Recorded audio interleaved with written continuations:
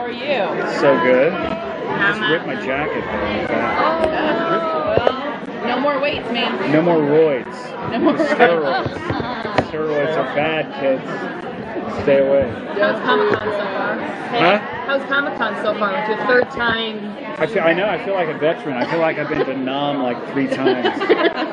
It's good. You know, Comic-Con is the best. You know, it's always great. You know, I'm a fan of some of these shows. I'm a genre fan myself, so it's cool coming here and being amongst it and seeing genre fans and particularly Once fans are very unique and very passionate group of people, and that's the kind of fans you want. If you were to cosplay as somebody, who would you dress up as? Oh, Herschel from The Walking Dead.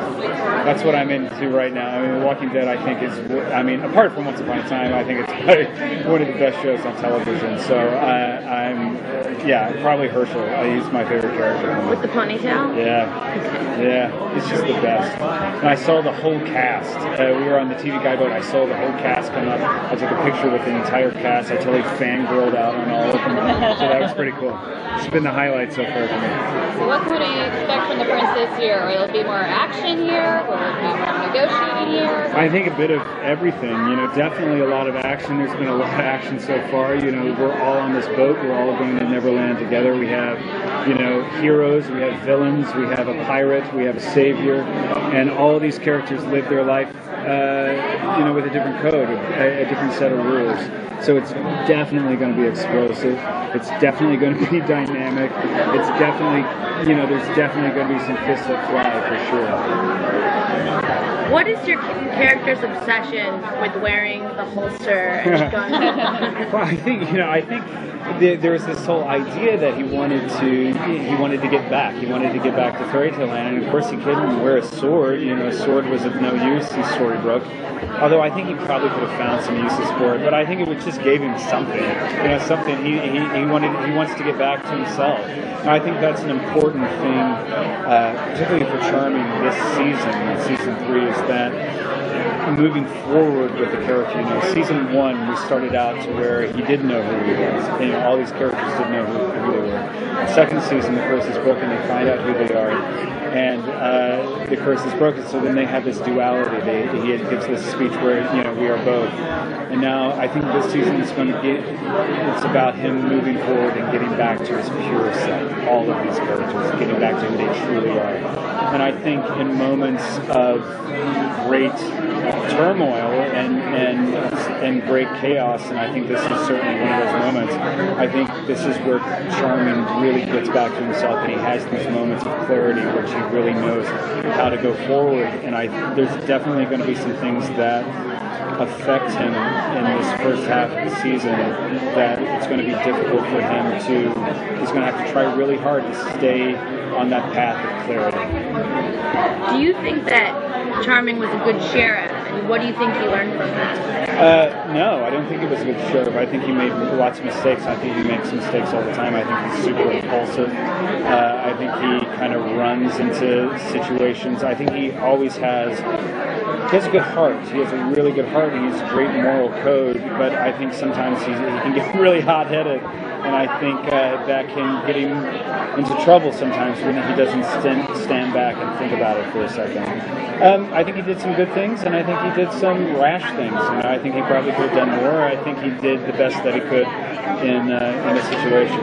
Kind of building up to that, how do you think that's going to play into how he reacts in Neverland with him? Neverland's a new world to him. I think he's certainly never been, as far as I know. I mean, that could change. Anything can happen in the show. But as far as I know, he's never been. He's aware of the land. He's aware of some of these characters that live in this place. So I think it's going to, with all these characters, it's really their true colors are going to come out and shine for sure. Since you can't say much about where things are going and stuff like that, could you give us some fake spoilers for your character? He grows wings, and he can shoot lightning bolts out of his hands. It's amazing. Yeah, it's pretty cool. It's pretty cool. Yeah. Never would have thought that would have happened in Neverland. Yeah, ever. What are the biggest dilemmas that your character was arguing with Snow was, well, why are we not moving back to the Enchanted Forest? And she was like, why would we ever want to go back there when our family's here? We can't take them back there. It's dangerous. There's magic. People just die. Yeah, right. How important is that argument in this season? I think we kind of came to a mutual kind of understanding by the end of last season that, Fairy Tale Land was the place for us.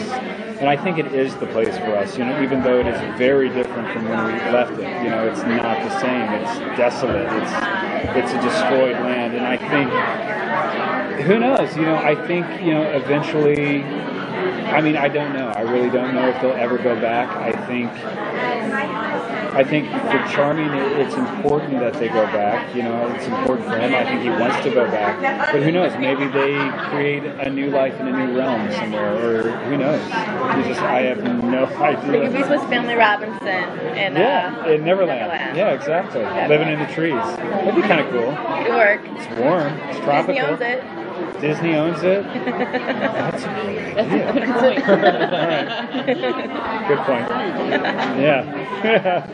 Of course, by that method, we could have Iron Man showing up too. So. Wow. That's true. Yeah. I wouldn't put it past them. What is it hard because Disney has made these characters so familiar. We saw in the teaser trailer. We knew it was Little Mermaid because she grabbed a fork, which is a wholly Disney. Is it hard separating the myth from what Disney has created? Is it weird swimming in that gray area? No, I think that's what's fun about it. I think that's what's great about taking all these characters and kind of spinning them on their heads and showing you different sides of all these characters, and not just doing strictly the Disney version or strictly the Once Upon a Time version or strictly whatever version's out there. I think it's great that we kind of created our own mashup. Good on you.